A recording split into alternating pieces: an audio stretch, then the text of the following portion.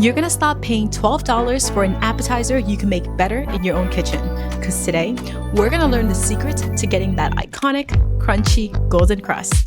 If you're Viet, then you're no stranger to this. It shows up everywhere. And if not, then these are the appetizers that likely disappear the fastest when you're at a pho restaurant. Most people never bother to make this at home because it just seems time-consuming and complicated. But I have a recipe that will prove just how simple it can be. Let's do it together. In Vietnamese, we call this Chả Giò. And while there are many variations from north to south, the traditional filling always consists of pork, shrimp, mung bean thread noodles, and wood ear mushroom. In terms of vegetables, it will depend on your family's recipe, but the traditional one would likely have carrots, onion, and taro. So the first thing we're gonna have to do is prepare our vegetables. So I'm gonna start to grate some of these vegetables. I've tried to do this in a food processor before and I didn't get really great results because it became very clumpy and you lose some of that textural integrity. So what I'm gonna do instead is I'm actually gonna use a box grater to get it into smaller pieces. Sweet, I'm gonna get some fiber today. You're back. I'm back! Did you miss me? I did actually. Chả Giò is one of these things that you like to do in a group because I don't wanna be left here rolling like 50, 60 chả giò by myself, okay? So you came on a good day. Go! You know what, I never knew taro was an Asian, what is it, root vegetable? We've gone through some rough periods, right? Like we've gone through a lot of famines, wartime, and vegetables like this, along with cassava, was what kept a lot of the population nourished.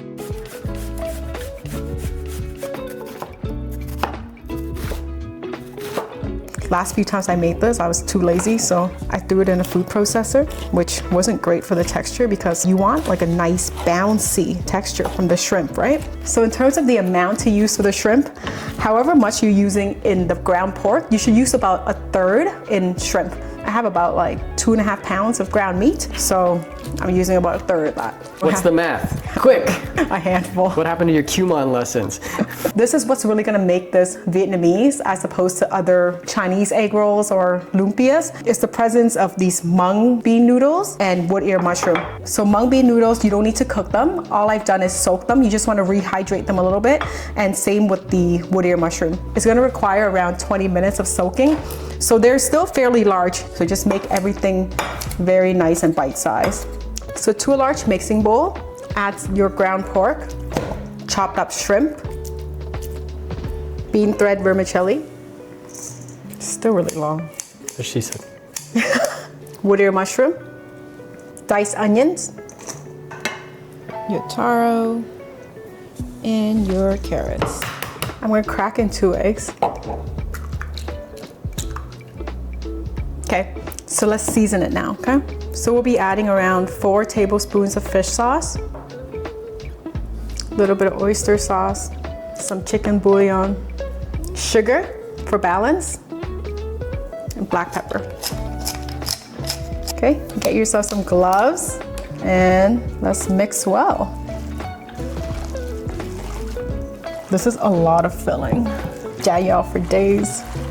So after you've mixed well, you may ask, how am I supposed to know if it's seasoned well enough or not, right? Just take a piece out, microwave it for about 2 minutes so you can kind of taste to see if it's seasoned well enough. And I would advise you to always under season first and then work your way up from there. So now that the filling is all prepared, let's do some rolling. I'm gonna be using this spring roll pastry. This is a wheat wrapper. So the sheet that I'm using is about 8 by 8. And this is all based on your preference. They have smaller ones. It really depends on how big you like your rolls. If it's for a party setting, like for example, you wanna just serve tapas, maybe go with a smaller one, right? So it's bite-sized. For me, I'm preparing these for Lunar New Year. So I like it a little bit bigger because we'll be eating it along other things. So place it down, diamond shaped towards me.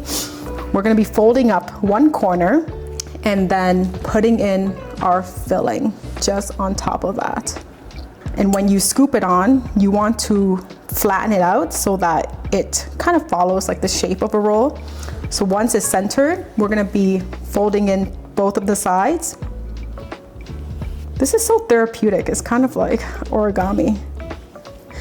And guys, we don't want it too tight. We don't want it too tight because it's gonna burst, okay? The filling is gonna keep expanding as it meets the heat and it starts cooking, so you wanna give it some room to grow. And I have a little bit of egg here that I'm just gonna be using to seal the edges. And look at that. How cute.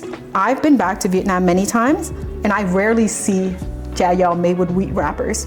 It's usually made with rice paper, or they use this other wrapper called bubbly, and that one has like mung bean in it, and it fries up really differently. Another one that is really good is chả giò rê, which is like a netted wrapper. I actually have it. Let me show you. Oh, interesting. It's like, stringy. Do you see that? I'm gonna try to make one later with this as well. So you like calling these chả giò egg rolls? I don't like calling it egg rolls. I think it's a very strange name, but I think that's what they're commonly known as. I don't call them anything in English, actually. I just call them chả giò. And I actually only say chả giò for you, because you're from the South and that's how you know them. When I grew up, I actually called them Nam.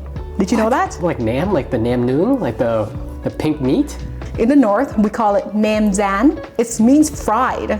Oh. So there's really not much to it. Bowl of filling we have, and we're gonna be here for a while.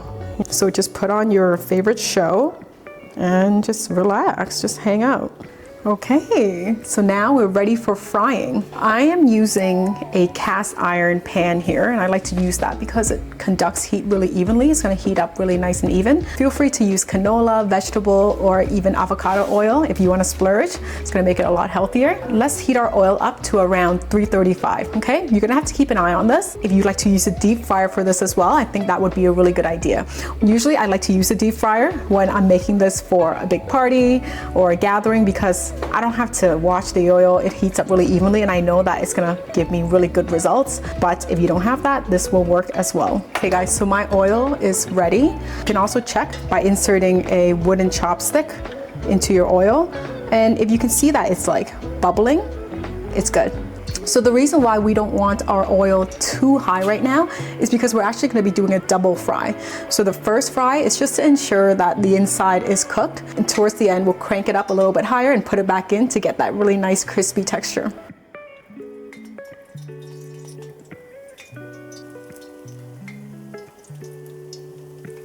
If your oil isn't bubbling like this, it means it's not hot enough. And if your oil is not hot enough, it's gonna lead to soggy spring rolls that's like, seems really greasy. Sometimes when we eat food that's like seems overly greasy, it's because the oil's not hot enough. After about 8 minutes, take them out and let them drain on a wire rack. A few moments later. Now you're gonna wanna crank your heat up to medium-high for the second fry. Put your chả giò back into the hot oil and fry them up for another 2 minutes until they reach a nice golden brown color. Here I'm just gonna show you how the netted ones fry up because it's just so pretty. Because these ones are a little bit more delicate and they cook through more quickly, I only fried them once, which I thought was enough.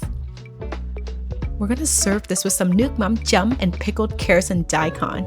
You can check out my video linked here on how you can make both of those at home, ready to go at any time. A little bit of garnish and we're ready to go.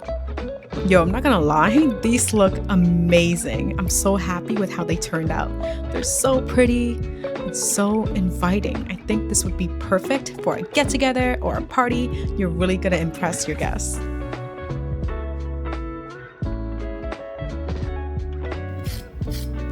This looks amazing. Yeah, we got a 2-for-1 deal. Here's the one that we made with the wheat wrapper. Let's give it a taste. Tastes just like the restaurant. I'm gonna go for this special looking one. It tastes like almost like a potato chip. It's very airy, it's very crispy, very, very delicate. When I was younger and we'd go to the restaurants and we'd order this as an appetizer, or if we have it at the family parties, we just like kind of like just plop this into our mouth, right? We don't really think about it, but it's actually so good when you eat it with all these accompaniments. So I'm serving this here with some lettuce and along with some no chua, which is the pickled carrots and daikon. And of course, you need nuoc mắm chấm if you're gonna eat this. Like you can't eat it plain, like it has to be dipped into that. Absolutely, yeah. Hope you guys enjoyed seeing how that's made at home, and don't be intimidated. If you love this in the restaurants, give it a try at home. You can have it in the fridge, ready to go at any time. Enjoy. Bye.